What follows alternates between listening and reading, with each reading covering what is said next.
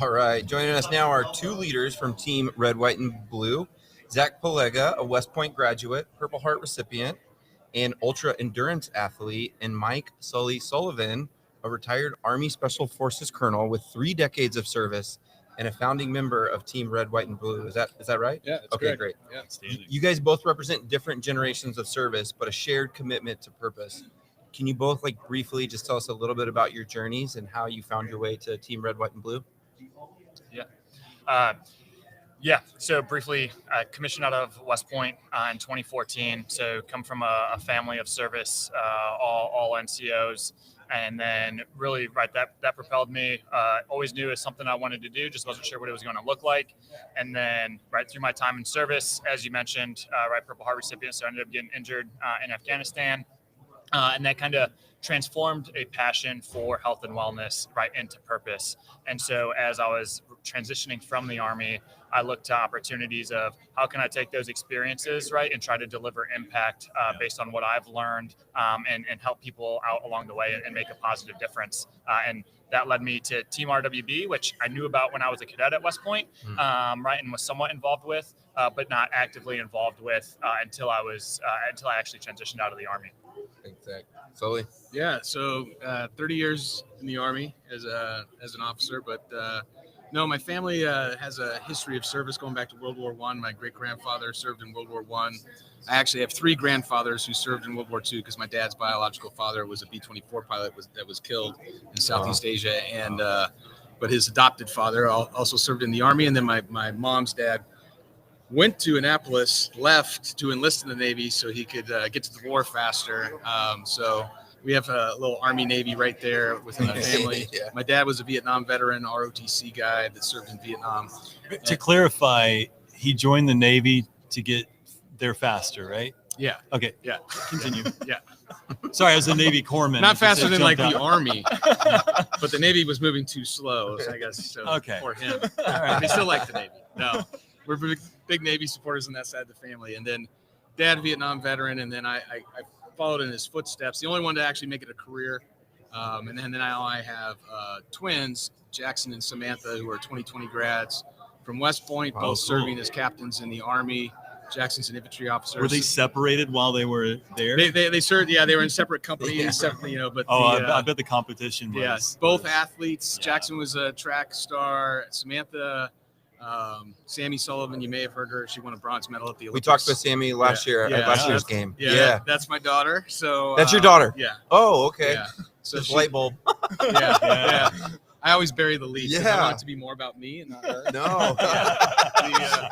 So no, phenomenal. She's still Incredible. active duty Yes. captain. She's graduating from her engineer captain careers course today, and then she'll go back to playing international rugby No for way. the U.S. Army Wow, as a small world. representative. But I actually brought her up recently because she was such a great interview. I was like, we need her on for a full interview.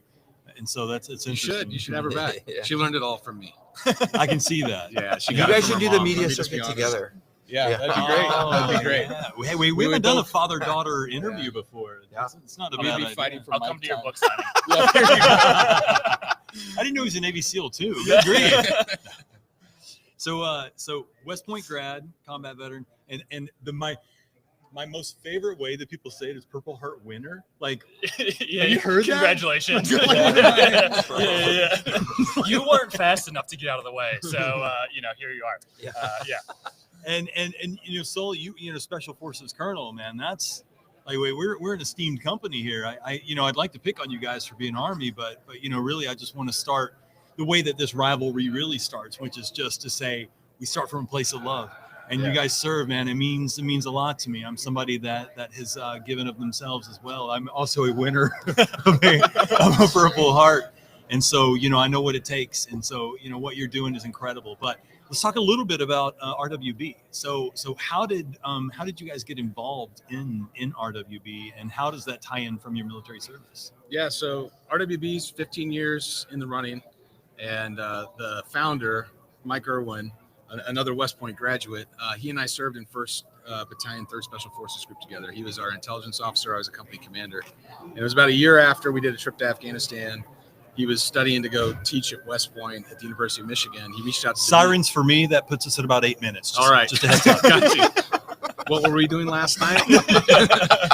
I'm not saying anything. I'll be your alibi. No, but Mike was at the University of Michigan. He reached out to the VA and he said, hey, I'd really like to do something to help those that are transitioning out of the military, especially those folks that have fought in Iraq and Afghanistan. This is 2010. Yeah. And they said, well, it's, a sense of purpose. You immediately lose that. You lose your sense of belonging and those personal relationships that you had in the military. So that team environment that was so important to you is now gone. It's ripped off like a Band-Aid. And then a lot of veterans are, that they decide, well, I don't have to work out anymore. Fitness doesn't have to be my thing. And then that results in both their physical and mental health kind of degrading. So Mike came up with the idea of how about we create a team environment for folks to get after their fitness together. Yeah. It'll be a sense of community. We'll allow civilians to join, active duty, guard, reserve, but it will be about that veteran health and wellness and enriching veterans' lives. So he ran with it. He called me about 6 months into it, said there was a box of red T-shirts coming to me at Fort Bragg, and he said, you are going to start this in Fayetteville and Fort Bragg for me. So I was an early volunteer, served, as a member through the last half of my active duty career, and then that's how nonprofits get you, though. You're volunteering, and next thing you know, you've dedicated a decade. Yeah. So and then I retired last year, and Mike's like, I think you're the next executive director. So it's been Congrats, an honor to get to continue to serve. Yeah, exactly. Yeah, now he has to sit by people like me. So no, but. Yeah, so for me, had several touch points during West Point. So Mike Irwin was actually an instructor or professor there, and then along with John Fonts and also John Silk, who all had they may not recall, but had important mentorship and leadership experiences with them during my time at West Point. And then transitioning in, from the academy into the Army, was like, great. This is an organization I appreciate, respect the mission and values, very much aligned. And as we're all familiar with, just like, hey, family, other commitments, deployments, etc. But this is something I'd love to get back into someday. And so finally, that time came where after transitioning out of the service, in an application to run across the country carrying the flag. And so, I always appreciate trying to do something that is stupid enough to push my potential and might kill me. Is that something they were doing? That's something you would have done. Came up with. No, that's something that team RWB. Okay. They're like, we're going to go for this. We're going coast to coast with it. You would have done well in the Marines. I just didn't like red cramps. Yeah, I love it. Yeah, great idea. And so all that to say that became my involvement with RWB, and how do you again take this passion for health and wellness, and live it out as a purpose. And so it's 100% mission and value alignment. Well, look, we're kind of dancing all around it because the American Legion has the Be the One initiative, which is really their initiative to end veteran suicide, but it's also about community and coming together. And obviously, as service members, we know so much about the bonds and the community that we have within.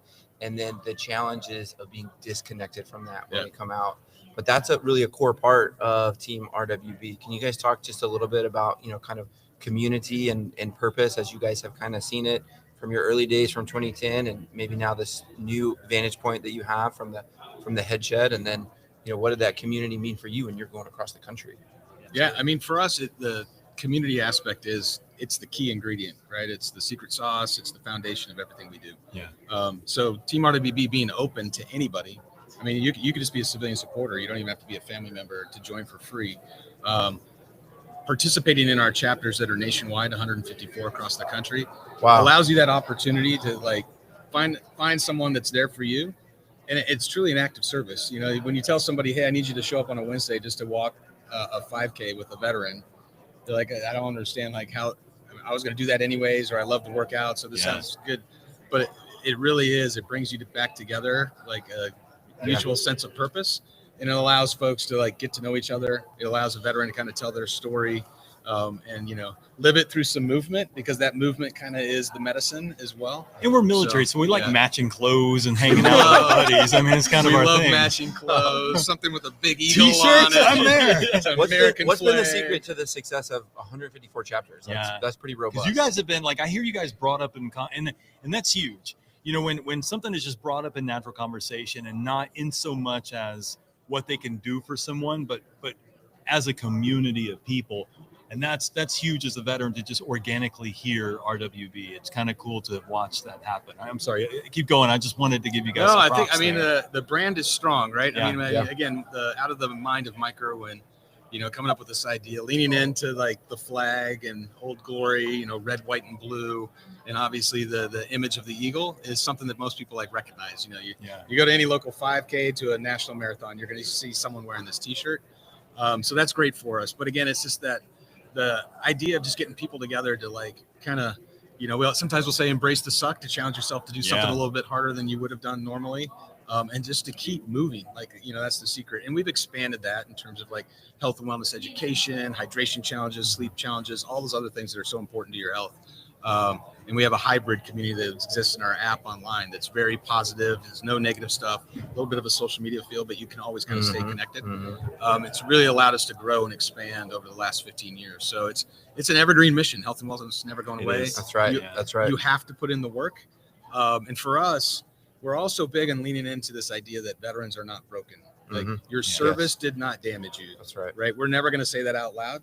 And we're all about like, hey, better days ahead. So we like the idea that, hey, veterans have something to offer this nation that most people don't realize. They've been given skills of resiliency. The things that they had to experience in the military actually like strengthen them beyond like, the average person. And we're happy to say that. They may fall in hard times. They may have issues like everybody else, but we're leaning into this idea that, hey, like, they can be a part of something better and like serve as an example of like amazing things people can pull off. So, I mean, an idea like, hey, let's take a flag, find 12 veterans, tell them they're never going to get to stop and they're going to set a world record moving across the United States. Yeah. Let's use Zach that. was like, sign me up. Let's use that as an example to like the nation and our community. Absolutely. That see is if we the can do it. proposal. That's enough. And then we got people. people like Zach who are like, yeah, I'll do that. Yeah. So tell us a little bit about the experience and what you saw from the community of those that you did with it, but also, how RWB showed up. Yeah, absolutely. So one, right, wouldn't have been possible without RWB, orchestrating this and phenomenal vision, right, from Mike Irwin and Sully and JJ and others, right, countless people to thank. But all that to say is, I go back to, I think there's an old African proverb. It's like, if you want to go fast, go alone. If you want to go far, go together, right? Love that. I think that absolutely summed up, right, the 12 veterans on the team, plus, right, all of the logistical support, right, we were all capable. We all had to put in our individual miles, but there's no way, right, we would have got to that 3,000 What's mile the marker. longest leg that you guys did, or how did you kind of sequence it? Yeah, so most people put in about 18 to 20 miles a day, and we averaged 7:43 per mile pace. Carrying a flag up through the snow, through. Okay, so you would go. So you would have 11 days then, and then you would go again. Is that how it? No. So continuous. Three teams Okay. of 4, nonstop, day, night, rain, shine. And so we basically run an 8-hour block. So you would drive for like an hour or two to get ahead of the other runners. Everyone's dropped off in one, and then you do your section. We had 3 teams that each had an 8-hour shift. Okay. So those 4 runners had an RV to kind of work out of. Yeah. And they would follow and chase the guy with the flag or the gal with the flag. Yeah. And then when the sign came, they figured out when they wanted to switch out. Yeah. And just to throw it out there, right? Like, But it never stopped. never stopped. 16 days. And 7:43, I just want to try to like paint the picture, right? Like 7:43 per mile pace. But that is what's incredible, right, about the individuals out there is you have people doing sub 6-minute miles, right? And like one person Absolute right units. across the 12 that, like, I think through all of their legs, they only broke 6 minutes once, right? And so like to get everyone collectively at a 7:43 pace, like you had people that were chasing that eagle fire all the way across. Because you were going for the record, right? Yeah. So you had to. Yeah. So there's a record. The stakes are high. It's a suffering struggle of an event. Elite athletes and performers in a rigorous logistical operation. Yeah. That just sounds like that's like what we're attracted to. All We the love that things. stuff. Like, The how more could it be ridiculous more it complex? sounds, the Could it more be any more attractive it complex? is. Yeah. I think that's why so many military members end up marrying like exotic dancers, It's like, oh, this is crazy. Let's do it. So every one of these midshipmen and cadets that are going to be on the field tomorrow are going to be veterans. Or at some point, they're going to serve. So And the American Legion goes to support that, just like RWB. I want to encourage everybody to get involved in the American Legion, get involved with RWB, because it's something that I think is having an impact on building a community. And once we rip that Band-Aid off, there's a hole there that does not heal. It needs to be filled up with being around people and doing something and having purpose again. So, I just want to, cap this off by saying how much this community that you're building has an impact. And it's really making a difference in people's lives. It's legitimately saving people's lives. And so, gentlemen, Zach, Sully. How many points is Army going to beat Navy by tomorrow? That's the last question. I'm gonna go 3.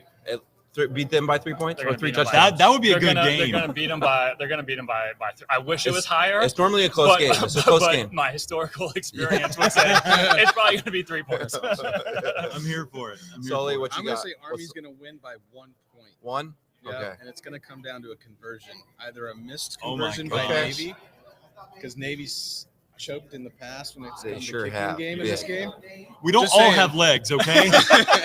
or Army's going to go for 2 in the win, and it's going to be a 1 point. Okay. game. All 1 right. point That game. sounds Those seems juicy. very Army upset. reasonable. You just It's gonna started be a close betting game. frenzy.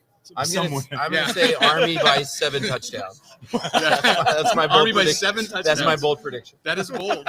I would say that is bold. He can't count. Bold He thinks and it's 7 outlandish, points. sir. Yeah, it's a bold strategy, guys. Yeah. Let's see how it 1 plays. point per touchdown. Like, Yeah. it's more points than that. Well, thank you Jeez. both for the work you do, for the leaders you are, and how you continue to serve. Thanks for being with us on Media Row today. Yeah, Hope you thank guys enjoy the game. Likewise, thank you. Yeah. Appreciate it. Appreciate it. Yeah. Thanks, guys. Thanks. Can we get you guys to sign the? Absolutely. I just treated you like a princess there. I gave it. You Yeah, guys to sign. we'd love the- to